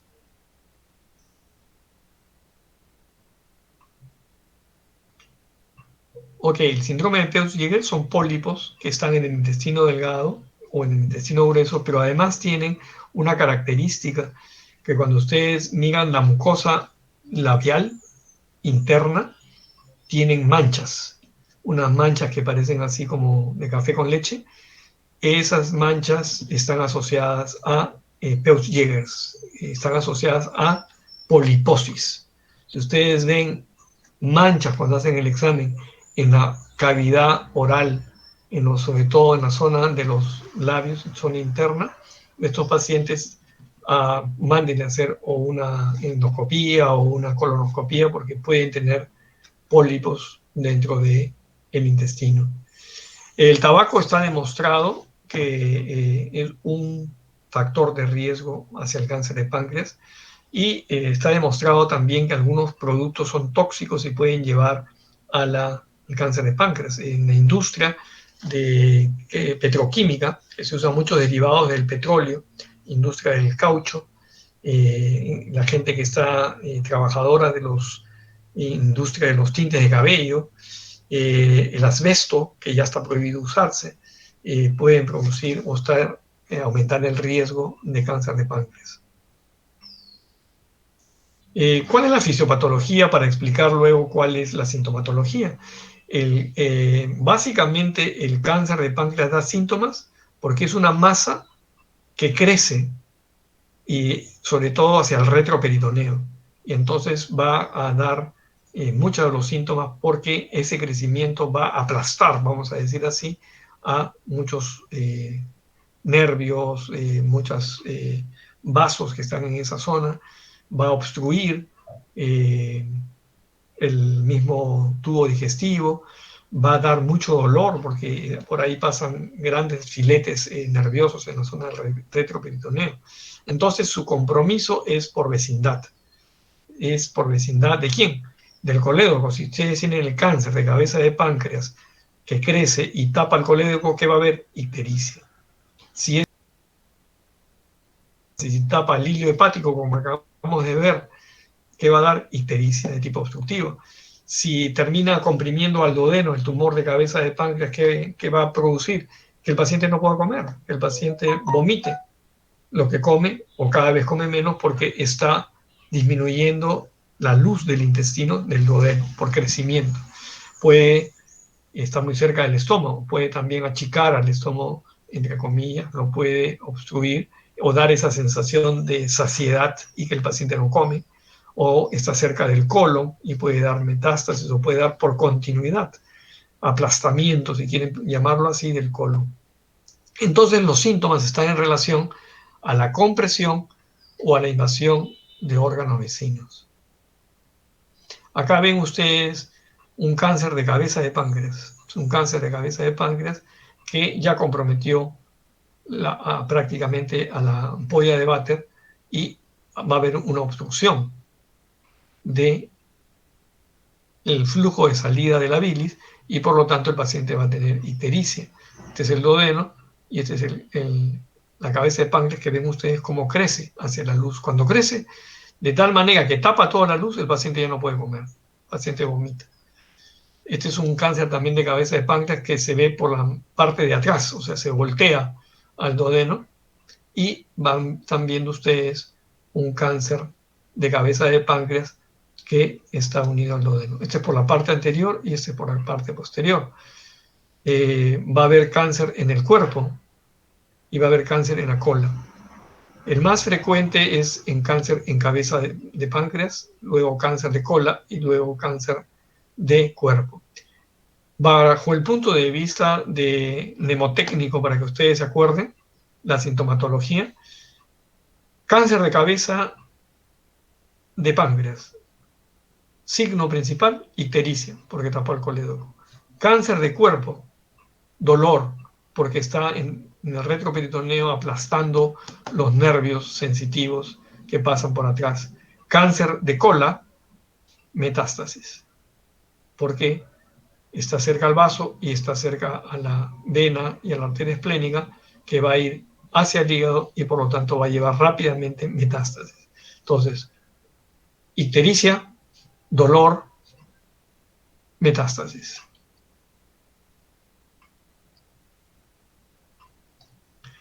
Las manifestaciones clínicas son de un dolor expansivo, difuso en epigastrio, irradiado a la región posterior del tórax. Es un dolor intenso que el paciente lo refiere más hacia atrás.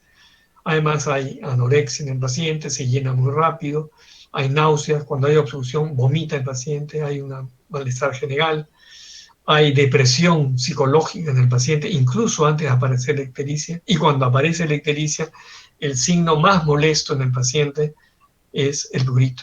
Cuando la bilirrubina sube de 10, 11, llega a 15 la bilirrubina, el paciente tiene una picazón espantosa en todo el cuerpo, que es una calidad de vida insoportable. El paciente, yo he visto pacientes que hasta han agarrado un pedazo de lata de leche de Gloria, le han sacado la tapa y se rascan con eso, hasta sangrar. ¿Por qué? Por el prurito, que no lo dejan ni dormir, no lo dejan en paz. Por eso es que un método paliativo es colocar un stent para drenar la bilis, porque la bilis cuando se va a la piel, está sobre los plexos de Meissner, se depositan las sales biliares y hace que el sistema nervioso del plexo de Meissner produzca un prurito que es terrible, insoportable. Entonces las manifestaciones clínicas son de acuerdo también a la zona que está el cáncer desarrollándose. 50% van a presentar ictericia, porque la mayoría de cánceres son de cabeza de páncreas. Casi todos tienen una baja de peso, masa palpable rarísimo, solamente en estadios muy avanzados. El signo de Courvoisier, la hemorragia digestiva, que es rara, y la tromboflebitis, que son émbolos tumorales que obstruyen las venas del brazo, de las piernas. ¿Se acuerdan del signo de Courvoisier? ¿Cuál es el signo de Courvoisier? ¿Alguno de ustedes se acuerda?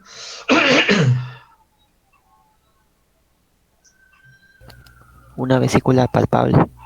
Ok, una vesícula palpable significa que hay una obstrucción de la vía biliar y se palpa la vesícula dilatada, se llega a palpar. Entonces, en cáncer de páncreas hay, como está este paciente, demasiado adelgazado, le duele en la parte de atrás, muchas veces tiene temperatura, se puede elevar, el paciente está amarillo. Y este es el signo de Courvoisier. Si yo tengo una obstrucción, porque hay un cáncer de cabeza de páncreas, o un cáncer de colédoco distal, se dilata todo por arriba y se dilata la vesícula. ¿Y la ley de Courvoisier cuál es? Una cosa es el signo y otra cosa es la ley de Courvoisier. ¿Quién sabe?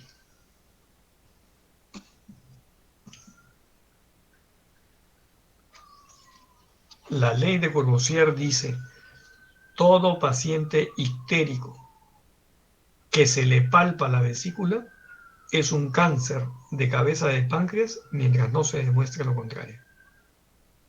O sea que si yo un paciente lo examino dentro del examen preferencial, le examino el abdomen y el paciente primero he visto que está ictérico y le palpo la vesícula, ese paciente tengo que sospechar de que tiene un cáncer de cabeza de páncreas.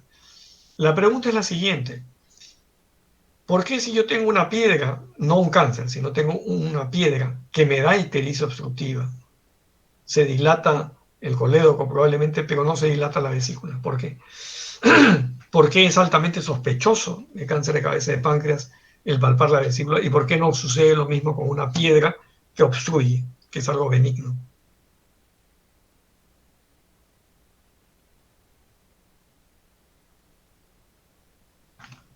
Piensen.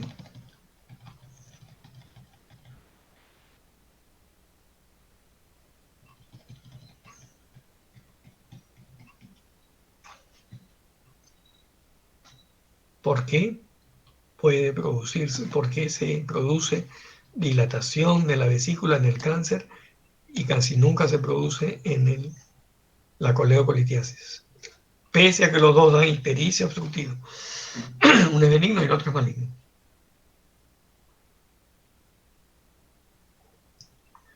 Creo que en casos de obstrucción por un lito En casos de coledocolitiasis hay una fibrosis en parte de la pared de la vesícula.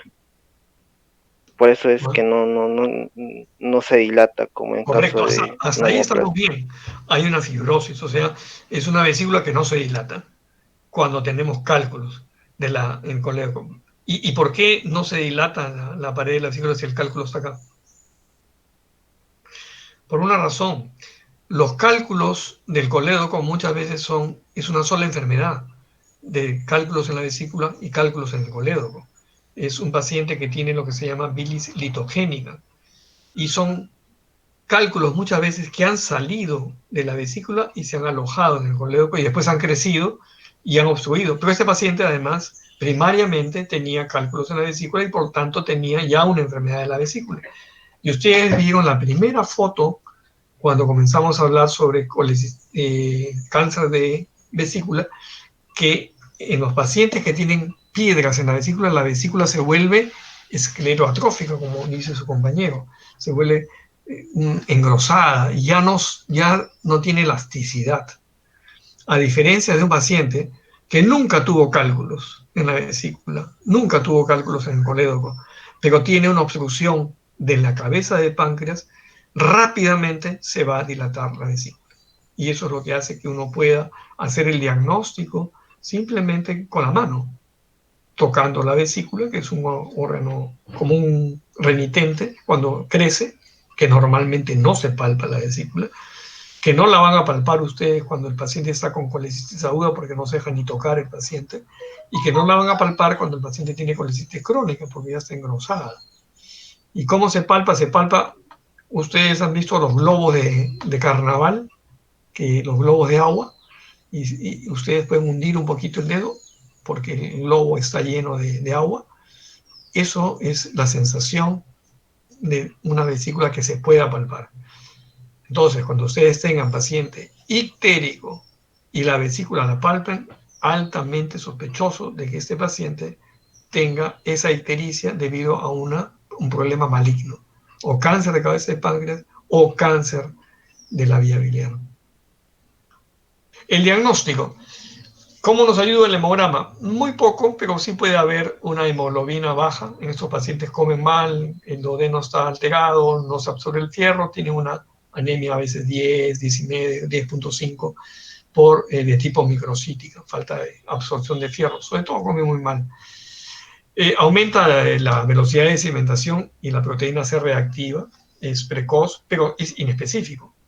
La proteína C reactiva y la velocidad de sedimentación aumenta en cualquier proceso inflamatorio, benigno o maligno, en los cánceres, pero nos orienta a que hay algo.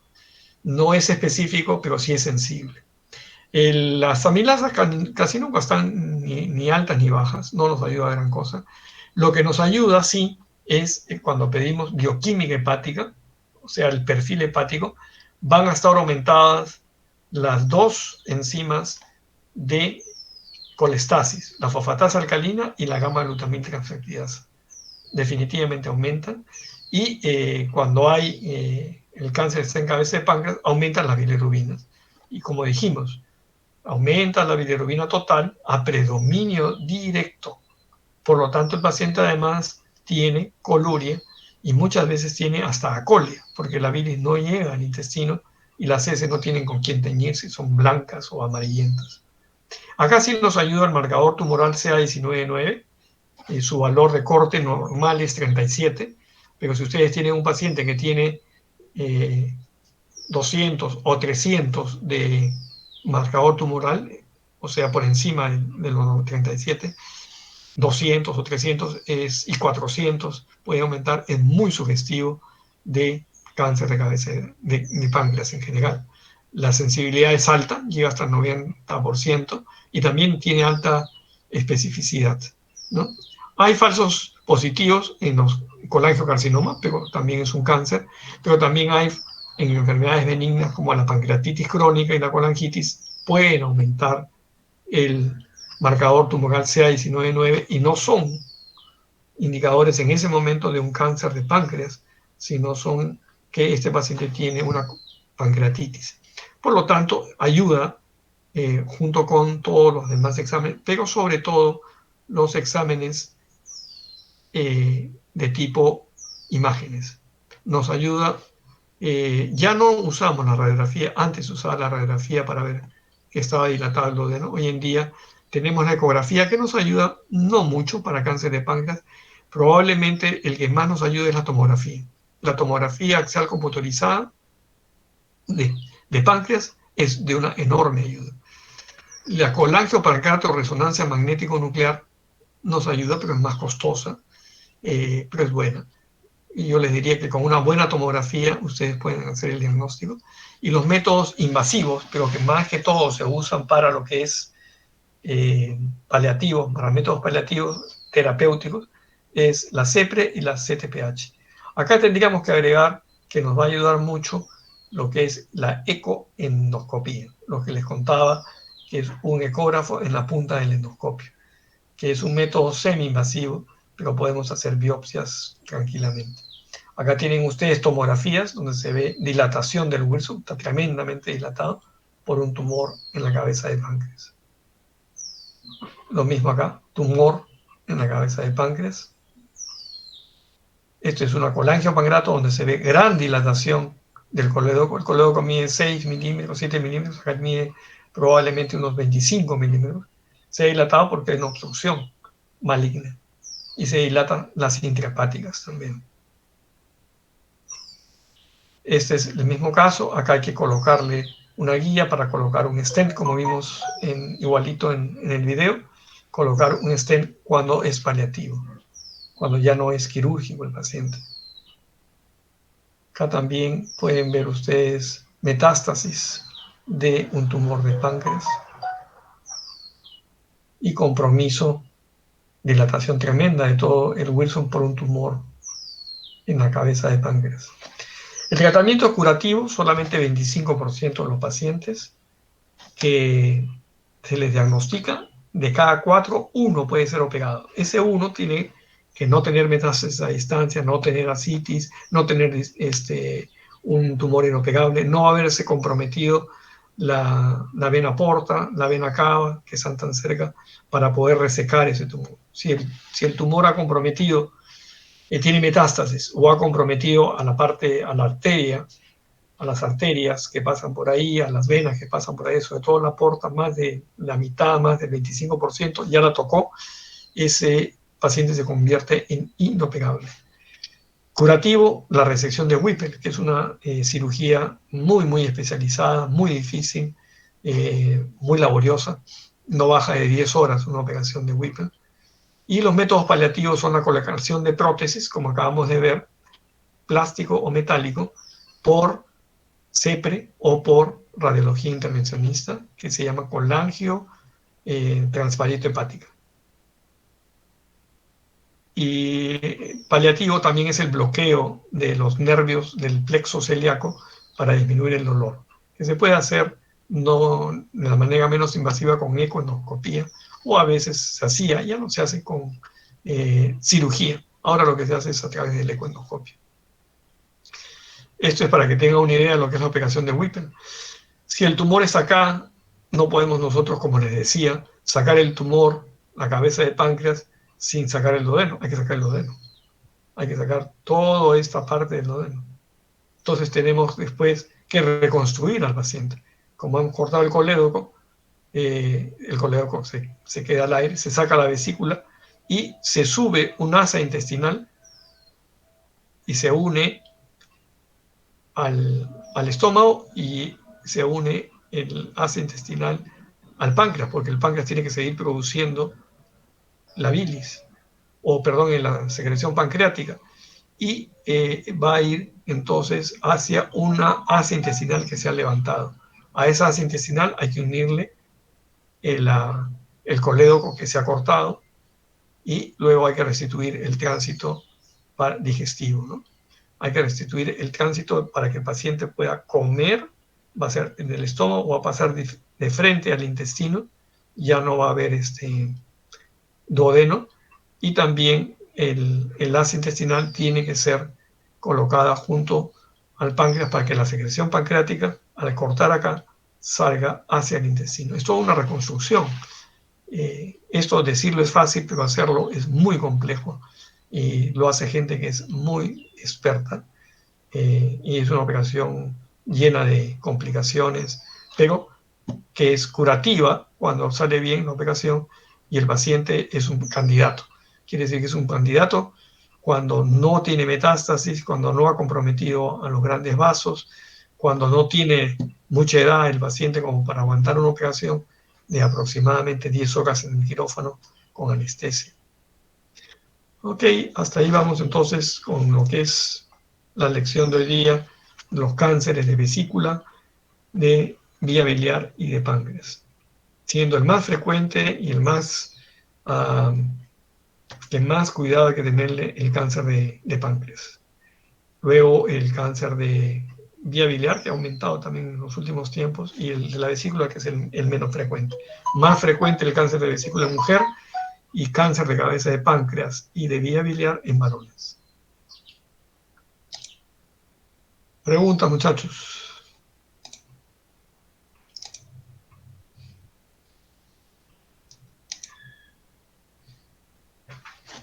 ¿Alguna pregunta?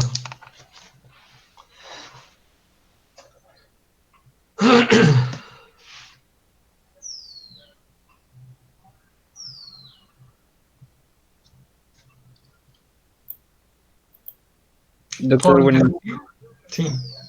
Doctor, buenos días. ¿Le puedo Hola. consultar de los dos temas anteriores, por favor? O de páncreas. No, de todo lo que hemos hecho. Ah, ya. Con respecto al cáncer de vesícula biliar, tenía una duda respecto a cuando menciona, bueno, es cierto que no tiene unos síntomas específicos, sino síndromes. Ajá. Y mencionó dentro de los síndromes de colecistitis aguda y colecistitis crónica. Específicamente, o sea, ¿qué se refiere a estos síndromes? ¿A la clínica que se presenta como una colecistitis aguda? Así es. Correcto, correcto. Porque el paciente puede tener la inflamación de la vesícula por la piedra, pero el cáncer está adentro. No es que el cáncer esté dando ese dolor, lo que está dando el dolor es la piedra. Estos son los pacientes que son operados y luego se encuentran, cuando se abre la vesícula, que tenía un cáncer. O sea, no le ha dado el dolor, no se lo ha dado el cáncer, sino la piedra. Son pacientes, yo diría, con suerte, porque son pacientes que se les saca la vesícula y estaban a tiempo de haber sido operados. Eso es una cosa relativamente frecuente en nuestro medio, que se saca la vesícula y cuando toda pieza operatoria tiene que ir a patología y se encuentra un cáncer. Doctor, ¿y este síndrome podría caracterizarlo, por favor? El cáncer, el dolor de la vesícula biliar es un dolor localizado en el cuadrante superior derecho del abdomen, debajo de la pared costal, en el punto de Murphy. Es un dolor de tipo más que cólico, es expansivo. Es un dolor que dura más de 2 horas. Siempre es un dolor de 1 hora, 2 horas, no es un dolor de 5 minutos. Es un dolor que puede ser irradiado al hombro del lado derecho o muchas veces a la espalda.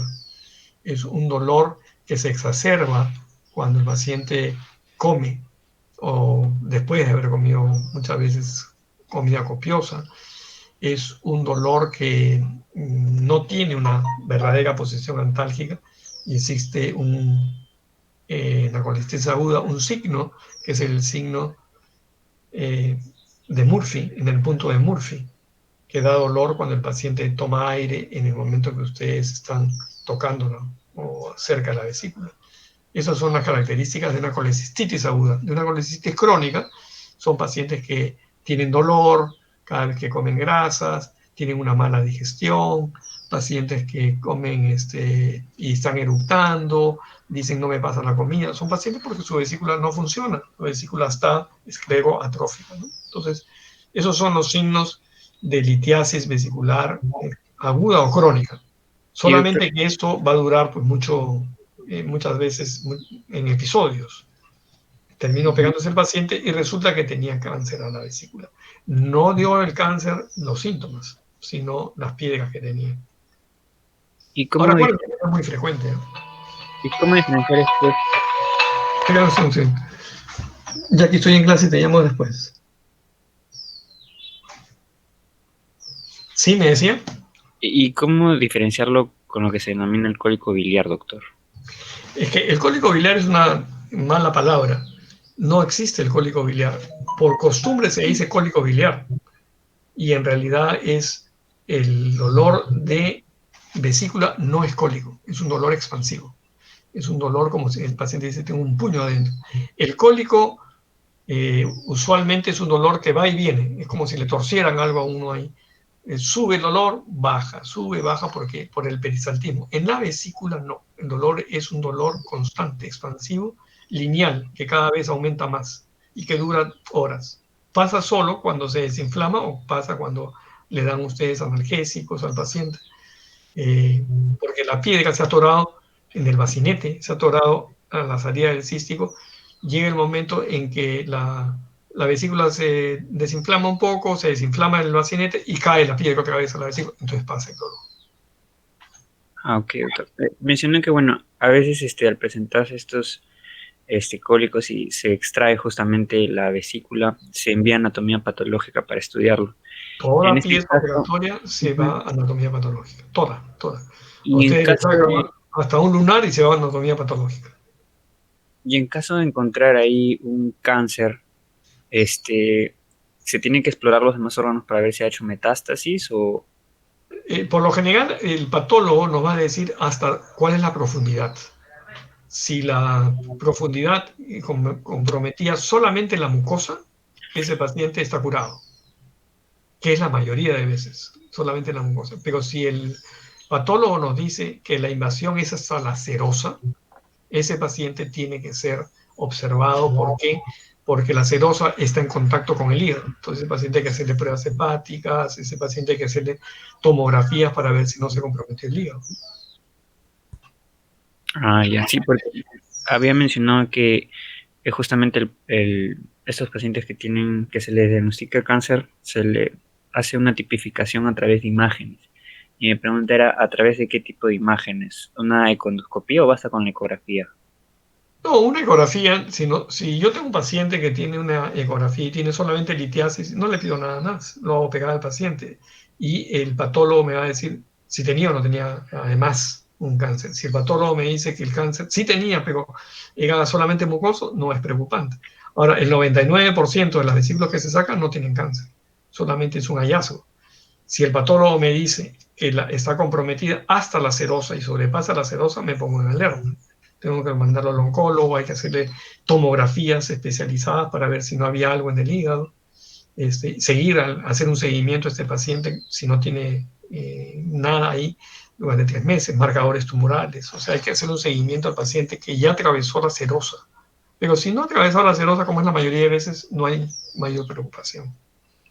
Ah, ya, mi pregunta era, o sea, por el hecho de que, o sea, necesariamente para diagnosticar un cáncer avanzado en vesícula, sí o sí tiene que extraerse para ver si es que llegado a serosa, o puede ser a través de imágenes también.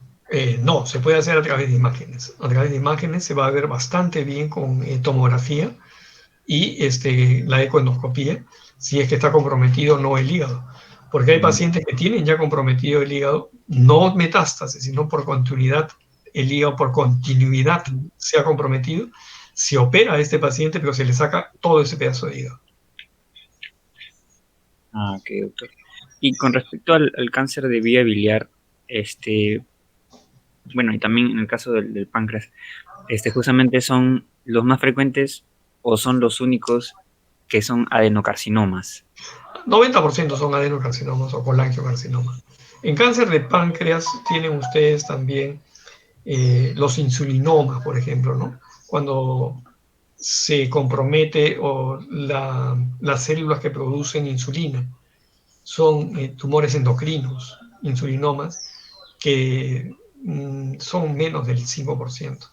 El 95% de los cánceres son adenocarcinomas. También puede haber linfomas en el páncreas, porque hay zona linfática. Puede haber lesión tumoral vascular, pero son rarísimos, muy, muy raros. El 95% para fines prácticos es de tipo adenocarcinoma.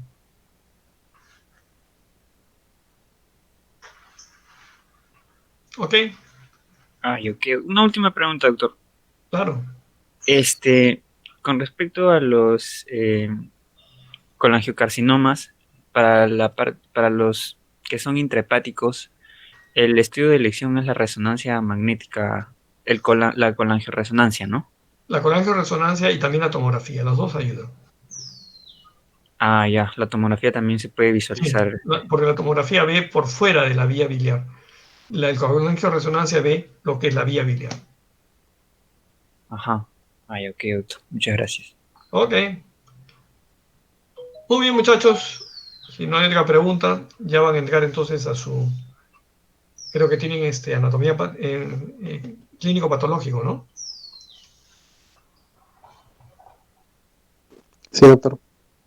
Ok, muy bien. Que den un buen examen, estudien bastante y hacer práctica cuando sea necesario hacer práctica. Adiós. Chao, muchachos. Gracias, doctor. Hasta luego.